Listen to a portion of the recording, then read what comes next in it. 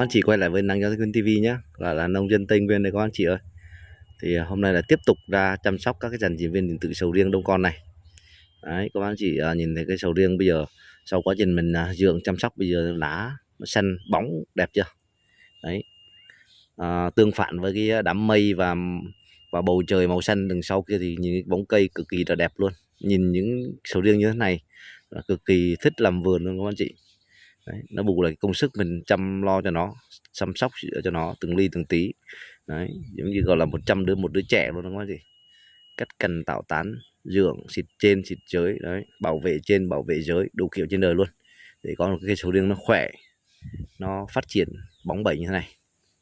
Thì hôm trước thì em đã tiến hành bỏ phân nở rồi, nhưng mà mưa 2 trận cũng tương đối là to, nhưng mà phân nở nó kiểu nó vẫn chưa tan hết các anh chị.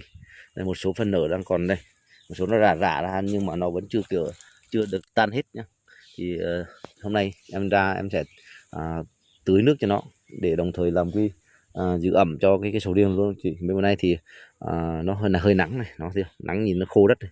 Cho mình làm sạch cỏ đi rồi bây giờ đất nhăn khô cái gì thì cũng tranh thủ tưới cho nó, rạ phân nó ngấm xuống và làm mát đất luôn, làm cho nó độ ẩm cái đất để bắt đầu chuẩn bị là kích thích cho nó đi đọt. Nhưng mà chỉ có một số cây là đã có hiện tượng là phóng đọt ra rồi. Nó có đôi cành là phóng đọt rất mạnh luôn.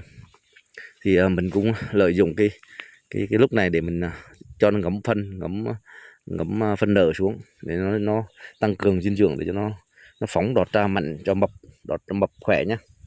Đây là những cái đọt cành này, bây giờ nó ra đọt này thì ra khỏe thì mình tăng cường, mình kéo cho nó để cho nó được một cái cơ đọt này cho nó đẹp.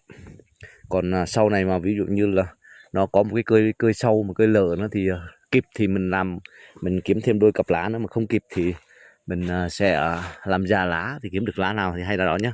Quan trọng nhất là cái đợt lá bây giờ này là quan trọng nhất, cái đợt lá sau thu hoạch này, bước vào quá trình phục hồi này, là vừa rồi là được may được một cái cây lá là cây đọt kia cuối cùng của cái đợt là đang làm trái, đã định đốt cho nó rụng, nhưng mà rốt cuộc là để lì, nhưng mà rốt cuộc là vẫn bán được sầu riêng và kiếm được một mớ lá như thế này, thì những cái sầu riêng nó mới có lực, cây nó mới khỏe được.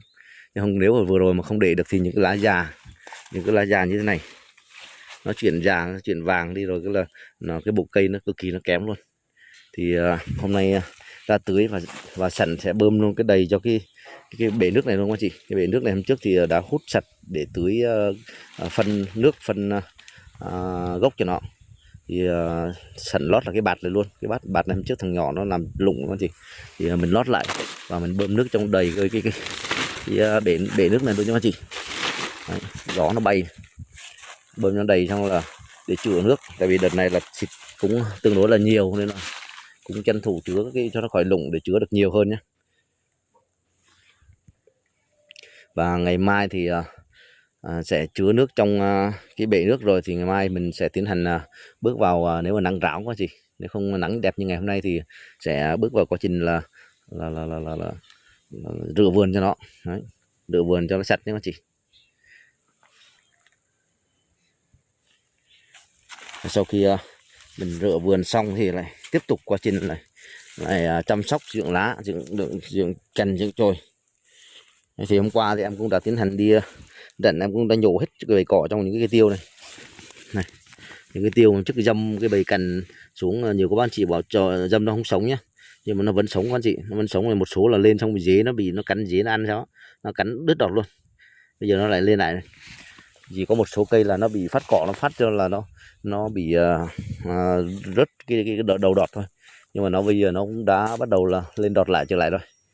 Cây này thì đã được phục hồi này, các bác chỉ quan sát lúc trước bây giờ thì nó khác hẳn nhau rồi. Cái bộ lá nó đã có chiều hướng chuyển sang màu xanh như này rồi nhá, đó thấy không, màu xanh như này rồi.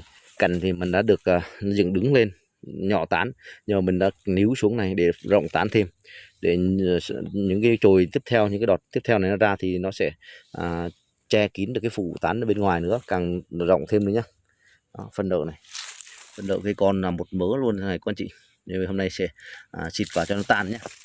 Đó, nó lên mèo đó, bên kia này, đó nó lên mèo một loạt luôn.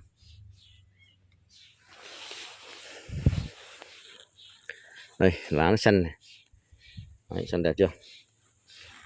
Đây này, những lá non này nhìn nó vàng vàng thôi nhá, nhưng mà đây là nó vàng của cái màu lá non thôi chứ không phải bị vàng bị bệnh đâu các chị. Mình đã xử lý cái tuyến trùng đi rồi thì nó sẽ diệt bớt những tuyến trùng, cái bộ rễ nó sẽ phát triển, và sau mình sẽ tiếp tục mình tăng cường thêm cho nó một lần nữa để cho nó diệt hẳn tuyến trùng luôn, thì cây nó sẽ phục hồi cực kỳ nhanh. Đấy. Thời gian nữa thì cây này nó sẽ phát triển các chị, từ một cây nhìn tán nhỏ, một cây từ bị tuyến trùng chậm phát triển vọt đứng lên trời, và bây giờ thì mình đã làm nó tương đối phục hồi lại. Quan sát cái chỗ này, hồi trước là mình cắt cành là mình chừa lại cỡ một khúc cái tầm phân 2 phân nhá. Đây, cái dấu củ nó vẫn còn này, thì sau này nó mục dần nó mục vào, và cái đoạn này nó bị xì mủ luôn các chị thấy không, này nó xì này. Bây giờ chưa tiến hành quét được, cạo sạch đi mà làm sạch vết thương cho nó, rồi mình quét siêu áo giáp và cái chống xì mủ cho nó đấy, để cho nó liền sẹo và nó có được thối lây lan ra nha các chị. Thì có một cây trong vườn cũng đã xử lý và thành công, cây bên kia cũng thành công. Một cây này của nó thì hôm trước thì nó bị dưới gốc này và cũng đã xử lý thành công. Này các bác chị cùng quan sát là cái da của nó nhá, da của nó là đã có hiện sẹo này, nó lồi ra thấy chưa, đó là những hiện tượng là lồi ra là nó khỏi, đã khô, và cái vết lõm ở trong thân này như này nó đã hết xì mủ ra rồi, nó bây giờ nó khô ráo rồi. Thì cái chỗ này là đã xử lý thành công nhá các chị. Thì một cái lưu ý để mọi người cũng tham khảo, tại vì hồi trước giờ thì mình cũng cắt kiểu như thế, nó lồi như thế, nên là bây giờ mới phát hiện ra những cái vết cắt như thế là nó sẽ hay bị xì mủ nhá. Nên là nhiều người họ cắt những cành to thì họ sẽ cắt gần sát luôn, và đồng thời họ quét cái chống liền sẹo nó đỡ hơn. Còn mình cắt thưa như đây, như này trước là cắt như này đấy, cắt cỡ khúc này đây, thì những cái chỗ này nó thúi đi này, đó nó thúi đi, nhiều cái là nó không bị nhá. Đấy, nhiều cái nó không bị xì mủ, nhưng mà nhiều cái là nó bị xì, nó lọm vào luôn đấy, nó thúi, nó mục như này, nó mục như này là nó xì mủ. Những cái chỗ này là bị xì này, nhưng hai chỗ đó không bị xì. Rồi đồng thời nó sẽ làm cho cây mình nó lọm ra nhé. Đây, như cái chỗ này thì cũng đã cắt sát này các chị này, đó cắt sát, nhưng mà vết thương nó bắt đầu nó khô này, sau này dần dần là nó sẽ liền sẹo giống như cái vết xì mủ ở dưới gốc đó, là nó đùn cái lớp da ra, là nó liền dần dần nó bịt cái chỗ này lại là nó đỡ hơn. Thì mình chừa khúc ra là sau này nó mục nhé. Thì hiện tại như này vẫn có mục, nhưng mà mục một chút xíu rồi, không bắt đầu là dần dần là đùn cái sẹo nó ra, nó sẽ dễ dàng liền hơn. Nên là cái vấn đề nhiều khi mình lưu tâm một chút và cái vấn đề mình đã trải qua rồi thì mình chia sẻ đấy, chia sẻ với các bác chị cùng tham khảo nhé, để rút kinh nghiệm. Nhiều khi mình sẽ đỡ tránh được những cái vết xì mủ không đáng có ở trên cây do cái vết cắt của mình nhé. Đấy, cây này nữa này, bị 2 cây ngoài này, bị 2 cây trong vườn nhà, 1 cây trong vườn nhà thì cũng 1 vết to, trong thế cũng đã sẹo rồi. Còn cái cây này thì bị 2 vết này, 1 vết nhỏ, nhưng mà mình đã khoét sạch và cũng bôi thuốc cho nó. Bây giờ các anh chị thấy không, cái chỗ này nó rạn này, bên trong này, đó bên trong cái vết da của nó đã đùn ra này, là cái chỗ này nó cũng đã khỏi rồi, nó không bị rỉ nước nữa, khô rồi. Và cái chỗ này cái cành của nó nói này, đối lộ nét không được đó, thấy các anh chị thấy không, là cái vết da của nó cũng đã bắt đầu là đùn ở mép này ra rồi đó, nó khoét sâu vào trong rồi nhá. Nó bị một chỗ cái nắp thôi mà nó khoét sâu vô, và mình cũng quét và cũng đã thành công, nó đã khỏi rồi, không bị nước rỉ ra nữa, và xung quanh vết thương của nó đã khô và đã đi liền da liền sẹo lại thì ok rồi. Đấy, cái chỗ này nó rạn ra rồi nhá, là nó bắt đầu nở cây ra, nở cành nó phát triển nhá. Là cũng sẵn là mình xử lý thành công những cái vết xì mủ bình thường, đây là những vết xì mủ nhỏ nhá. Còn ví dụ cả mảng to thì chưa biết, nhưng mà những cái vết thương xì mủ nhỏ thì thấy xử lý bằng siêu giáp này với thằng xì mủ, thuốc xì mủ. Đồng thời nếu không có thì siêu giáp này quét rồi sau hơi khô các anh chị quét lại một cái nước vôi bột đó, vôi trắng á, là quét đậm đặc luôn, quét trực tiếp vào vết thương của nó luôn, thì nó sẽ diệt hết cái vi khuẩn tiến trùng, là nó sẽ nhanh khỏi nhá. Hiện tại là thấy xử lý thành công các anh chị. Đấy. Còn những cái cành mình cắt trái thì bây giờ nó những cái cành bơi này. Đấy. Những cành bơi bắt đầu là nó phóng ra như này, Thấy chưa? Cành bơi nó phóng ra bắt đầu là nó mập, nhìn đẹp chưa? Thì thời gian tới đây mình chăm sóc dưỡng cho nó thì mấy cành bơi này nó sẽ phóng ra rất nhiều luôn, nhất là những cái chỗ mà mình cắt cái cuống trái á, là nó sẽ ra rất nhiều nhá. Và sau này để mình đến thời kỳ làm bông làm trái là mình sẽ dưỡng và mình kích thích làm bông, và đồng thời mình sẽ cắt bỏ cái chỗ đó, thì sau này cái chỗ mắt cua nó sẽ ra cái chỗ của mắt ghép đó, mắt cắt trái nó rất nhiều. Đấy. Nó lú ra chỗ đó thì mình sẽ làm bông nó hiệu quả hơn. Đây các bạn chị cùng nhìn lại cái đoạn này là đoạn chỗ sầu riêng chi chít như cái tổ ong này.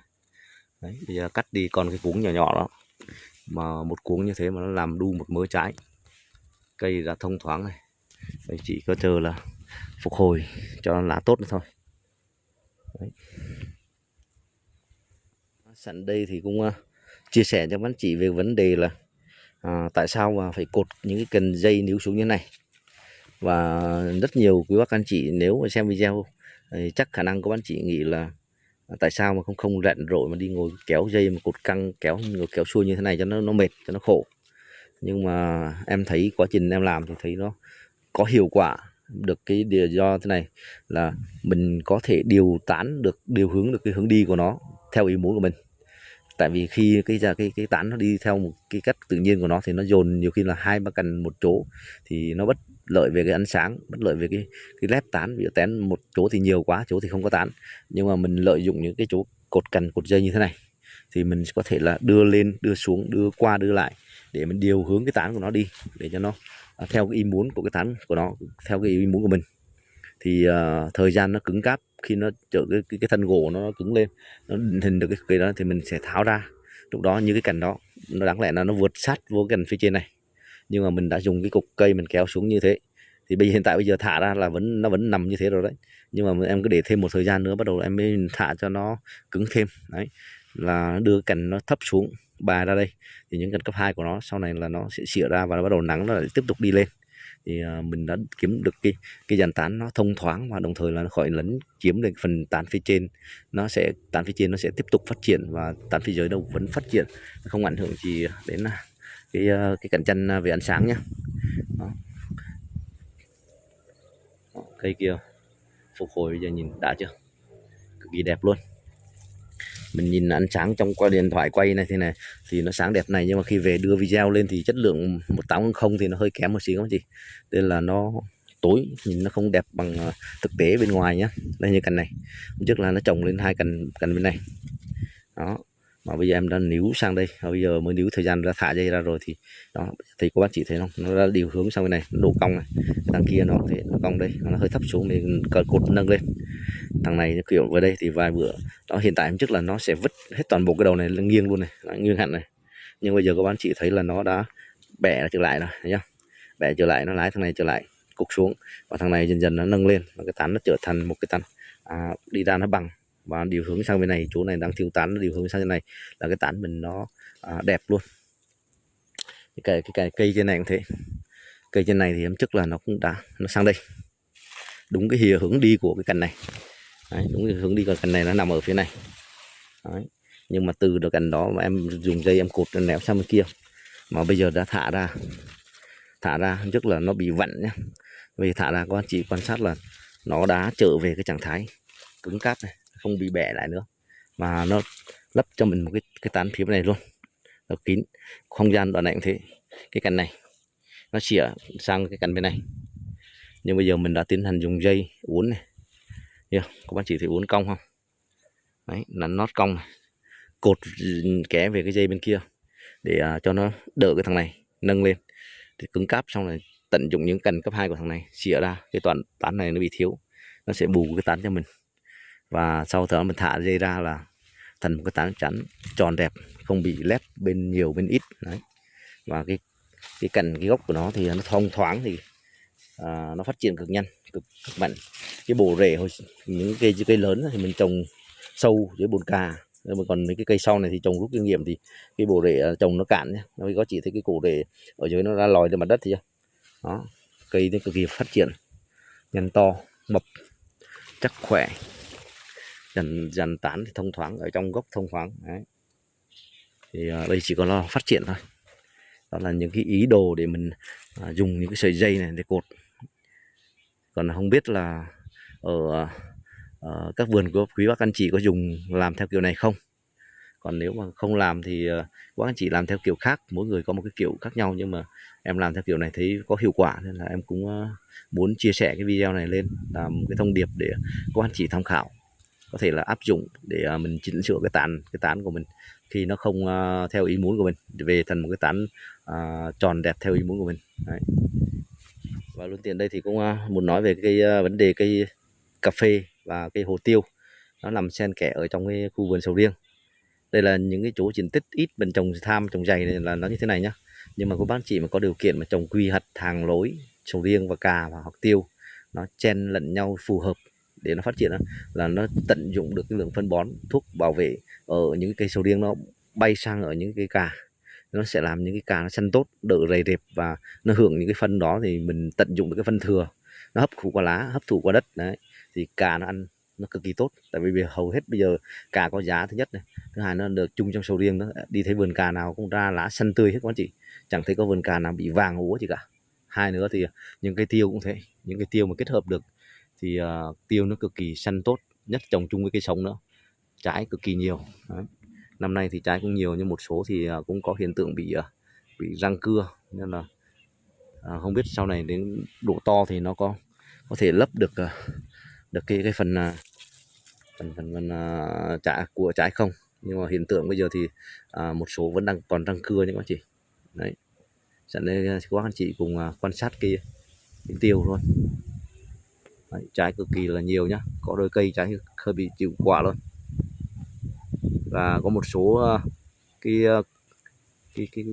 bông tiêu bây giờ bắt đầu là lại ra tiếp. Thường những cái tiêu ở vườn nhà đây là nó sẽ ra là 2 đợt. Đấy. 2 đợt, đợt đầu là ít, đợt sau nhiều, nhưng mà năm nay thì lại mình kích thích được hay sao là nó ra đợt đầu là nhiều, và đợt sau này thì lại sẽ ít hơn. Đấy.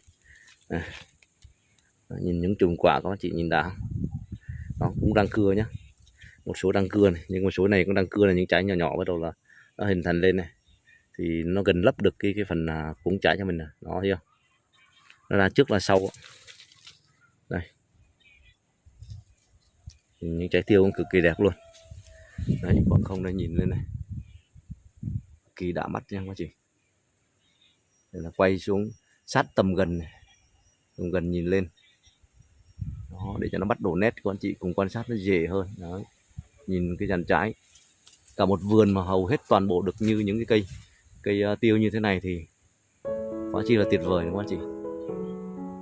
Nhưng mà có một số cây vẫn đang ít trái, một số cây thì được, như cây này thì cũng bèo phải 5 đến 7 kg, 5 đến 7 kg trái.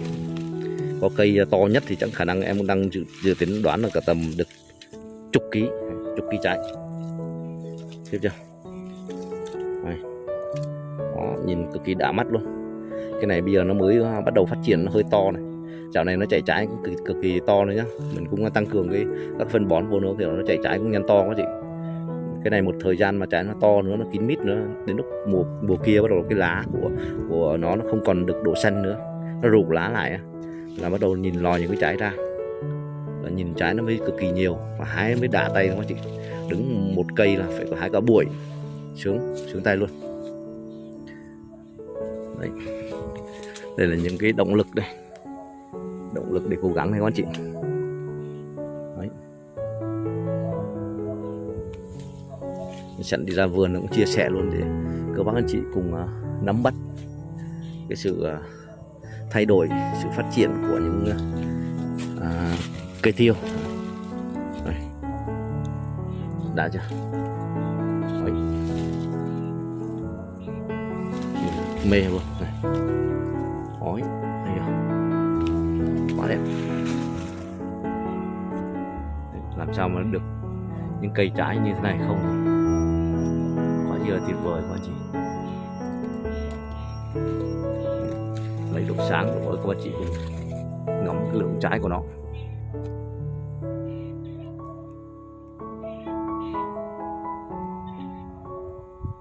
Đấy. Quá tuyệt vời.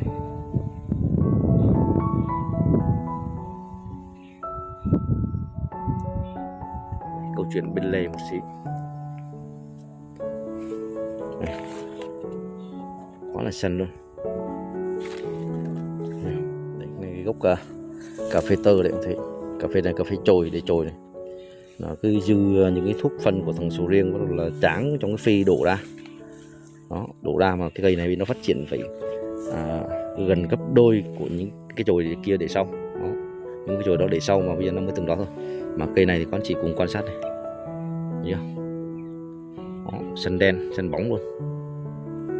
Bây giờ nó nằm ở ngoài nên em đang để nuôi đọt lên thêm một xí, còn những cây mà nó nằm ở trong sầu riêng thì mình sẽ chặn đọt cho nó thấp xuống để cho nó những cành tăm ra bắt đầu là nó phủ được những cái tán thì ăn tầm thấp thôi.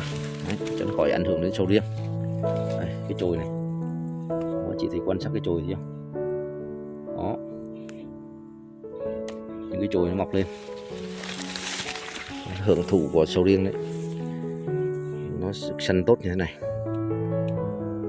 Đấy, lại bắt đầu chuẩn bị bước vào một vụ mùa tiếp theo của cà phê. Đã có những trái chín trước bói là các chị. Đấy. Cả năm nay cũng có giá cao nữa. Để những trái chín nào nó rụng đi thì cũng tiếc, cũng sót nha các chị. Những hạt vàng này và những trái đang còn xanh. Đấy. Đây là những cây cà phê mà được chế biến ra để tất cả mọi người ở khắp nơi trên thế giới được thưởng thức những ly cà phê ngon. Đấy, là đây. Đấy, chín đỏ như thế này là đầy đủ chất lượng này, cực kỳ đẹp mắt. Đó, đã chưa? Những trái cà phê cực kỳ đã luôn các chị.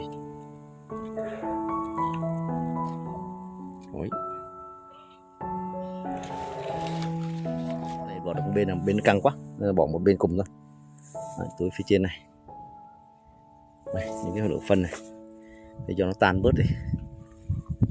Đó, nhìn lá này cực kỳ là xanh đẹp luôn rồi. Hấp thụ xong đợt phân bón này nữa thì quá tuyệt vời luôn. Đấy, rễ kiêng cây này, nhìn trời trong xanh đẹp chưa? Ngày mai hy vọng là nó sẽ nắng ráo cho mình để mình sẽ rửa vườn nhé. Đấy.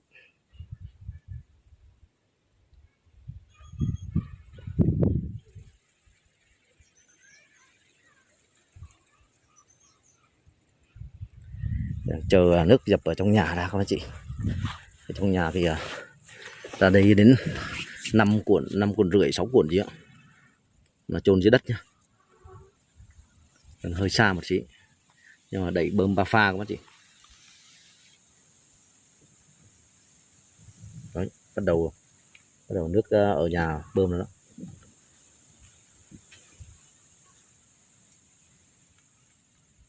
Đấy, nước lên này, trên kia nó nặng ống xuống này, thấy chưa? Nó tì ống đó.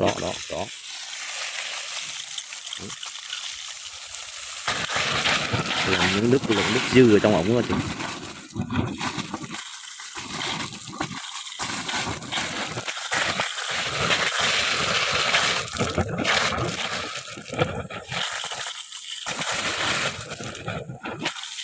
Để cho nó tan cái phần này.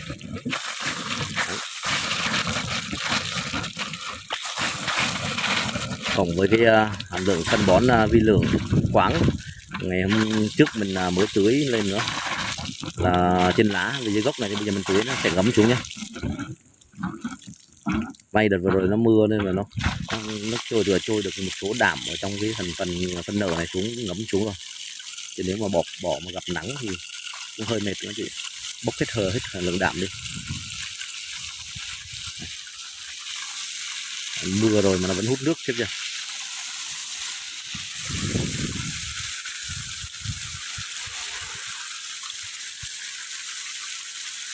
Đấy.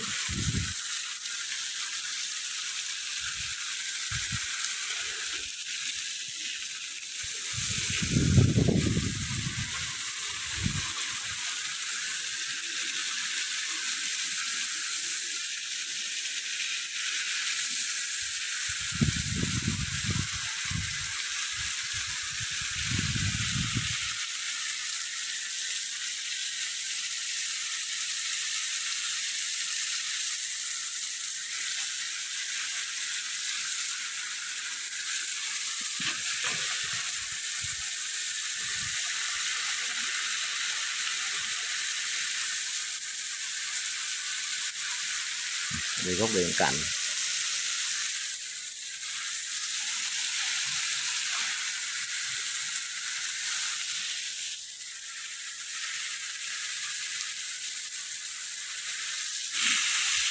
Đấy, sau khi tưới này nó chỉ có một lượng nước cực kỳ nhiều đã được thấm xuống và đưa cái lượng phân bón xuống để dưới gốc luôn.